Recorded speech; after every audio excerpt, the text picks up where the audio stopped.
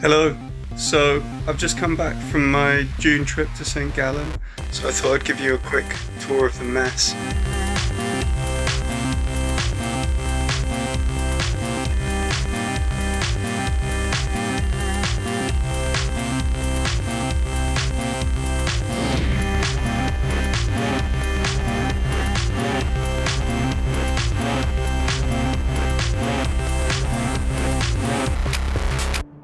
So it began with myself, Yvette Sanchez, head of the Arts Commission, and Gulnaz Parshenfeld, head of the events office. And we devised a project where I would go around to the different departments and collect different pieces of plastic from different people. And for me, with this process, it's something that normally I've done on my own. So it would be kind of finding plastic that's been thrown out along the street or in skips.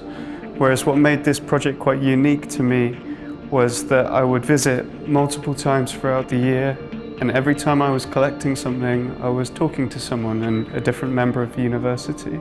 So we began back in January when it was snowy and cold, and I'd come along with an empty suitcase and start collecting from different people.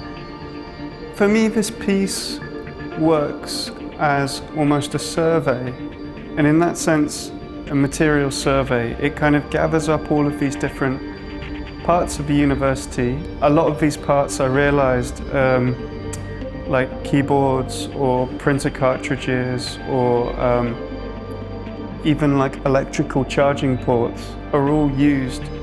I see the piece as working as kind of a monument that brings together all these components of the university, but then also one that is very specific to this point in time.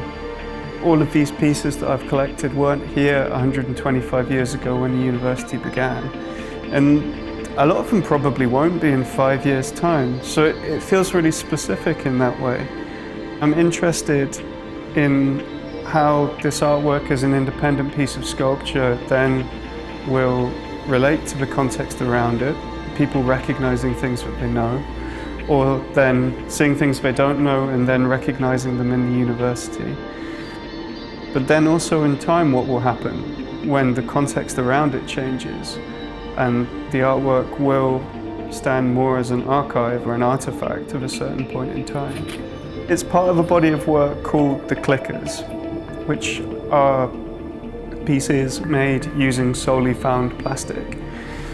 The word clickers is very sort of onomatopoeic to me, where it's just this noise and this kind of tactile quality of clicking and putting different pieces of plastic together.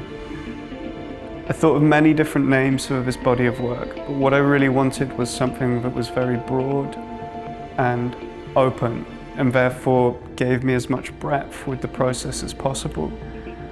This also relates to me for the viewing experience of the work, where I don't want to direct it by calling the piece an engine or saying that it's a fountain in any way, because I want to keep this kind of open potential and open viewing experience at the same time. So in this way it can work more as a vehicle for the imagination. I've always thought that I kind of think best with my hands, and in this sense for me working directly with the objects that I have ideas about seems to be the most sort of grounding and tangible way of making. I also find that the objects sometimes work as a bridge between myself and the viewers, and in this way the sort of recognizable elements create an understanding that's already there and out in the world.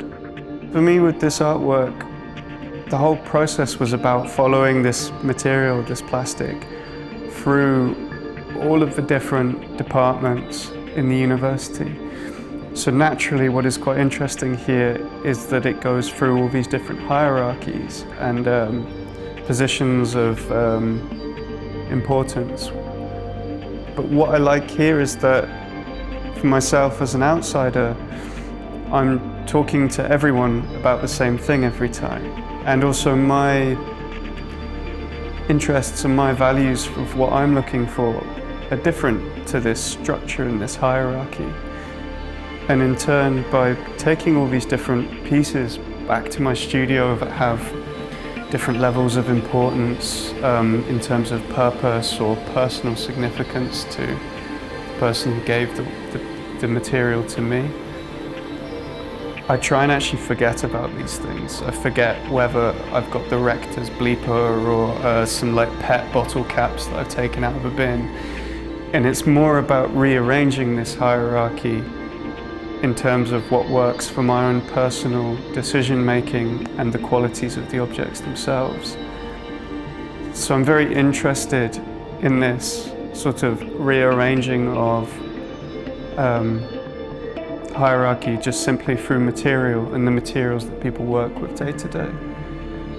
A big part of this work was going into the basement, into these sort of spots that people, especially visitors, don't normally go to. And it was talking more to the grounds people who work with these materials day to day.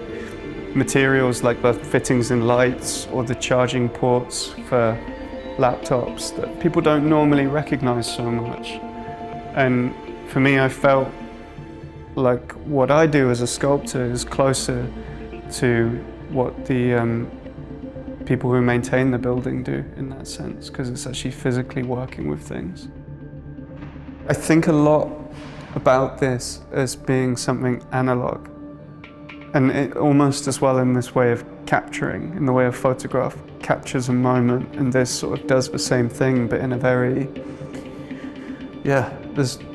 funnily enough, there's nothing digital about it. It's quite the opposite.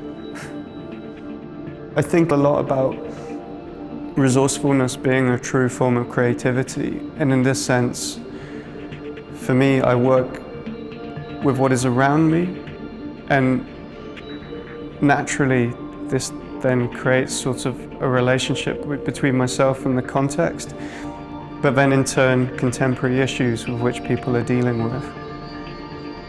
A lot of the time for me it's about disregarding what the piece was made for, its purpose and value, and instead following my own misinterpretation and opening this out as much as possible and kind of exploring that and seeing where that can take me to, seeing how far I can transform something whilst at the same time it still is exactly what it is, taking these recognizable qualities to transform itself.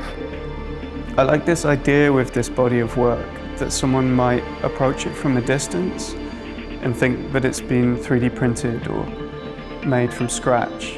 And upon closer inspection, instead of getting answers about what it becomes, they instead see all these different pieces that they recognize from different places.